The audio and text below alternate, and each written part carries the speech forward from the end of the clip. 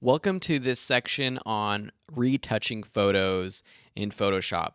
Go ahead and under Project 7 in the Photos folder, you'll see a retouching photo. This is a raw image. So if you open this up, it will open it up in Camera Raw.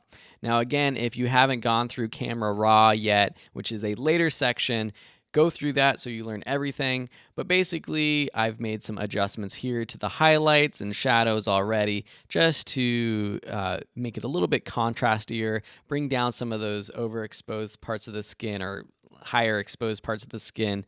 And that's pretty much it. And then I'm just going to open this up as an object. So clicking the Shift button and opening this object.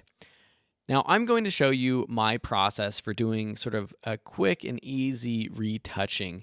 And then I'm going to show you some more advanced tools, liquify tools to really adjust the size and shapes of things. Super powerful, but also not necessarily my style or maybe not your style. And so each of the videos in this section are going to be a step-by-step approach, starting with removing blemishes, smoothing skin, and doing other enhancements to parts of your image. So first off, I want to jump into removing blemishes.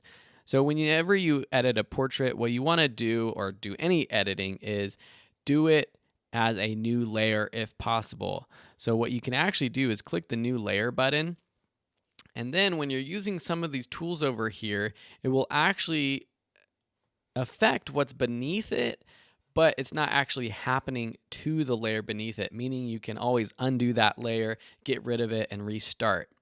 So if I zoom in here, we can see that this portrait, there's some pimples here that we might want to get rid of. So Photoshop has a tool for that. It's called the Spot Healing Brush tool. So here, if we click, simply just literally click on this image, it's going to remove it. Now make sure that your spot healing brush is set to normal, content aware actually is what we want, and then sample all layers. Because if it's not on sample all layers, it's not going to know what to replace it with because we're painting on an invisible layer or a layer with nothing on it. So now it's sampling the layer beneath it. So if we're just painting on, you can see simple, it's does a pretty darn good job at removing these blemishes pretty quickly. Now, of course, this is up to you as the artist, as the photographer, as someone who is hopefully speaking to your models and letting them know if, asking them if they want you to remove blemishes or not. So these are quick, sort of bigger pimples or things that you want to get rid of. In the next video, we'll go over how to smooth skin generally to just make it smoother. So another thing I want to show you, though, is a different tool. So say we take this and we're trying to remove not a blemish, but maybe some of these flyaway hairs. Let's actually create a new layer. So we're going to name this blemishes. Then we're going to create a new one, call this hair. If we're using the spot removal tool and we're brushing over some of this hair, you'll see that it does a decent job, but sometimes it doesn't do that good a job at blending in with the background. It's actually doing a pretty good job. But, see, there you go. That one didn't work. If you want to be more particular about what you want Photoshop to replace your selection with, use the healing brush tool. What this basically does is it allows you to make a selection and say, okay, Photoshop, I want you to take this point here, and I'm holding the Option key down to select this point, and replace what I'm about to choose with that kind of image, or that color, that exposure, similar to the clone brush tool, but more in an intelligent way. So you always want to make your selection first, and Photoshop is going to force you to make your selection first, and then paint over whatever you want to get rid of. Now, depending on how big it is, how much you are brushing, it may or may not look that great. So you're just going to have to play around with it.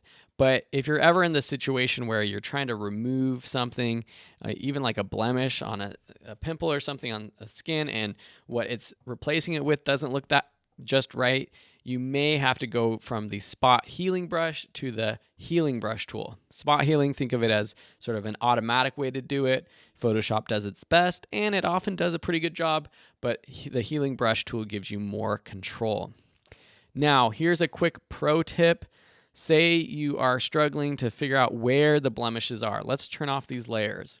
Let me show you something pretty cool. If we create a new adjustment layer, a black and white layer, and then we actually drop down the reds in our properties, it's actually going to make our blemishes stand out, because a lot of our blemishes actually have a lot of red in it, and sometimes yellow. You can bring down the yellow and then maybe bring up the blues. Sometimes the blues and the cyans can kind of create this contrasty look, and so we can really see where those blemishes are.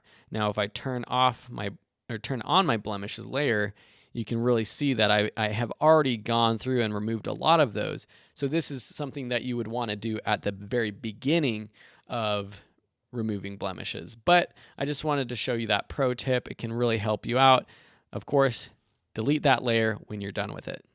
All right, so that's how you remove blemishes, and we'll keep moving on with the next lesson on softening skin.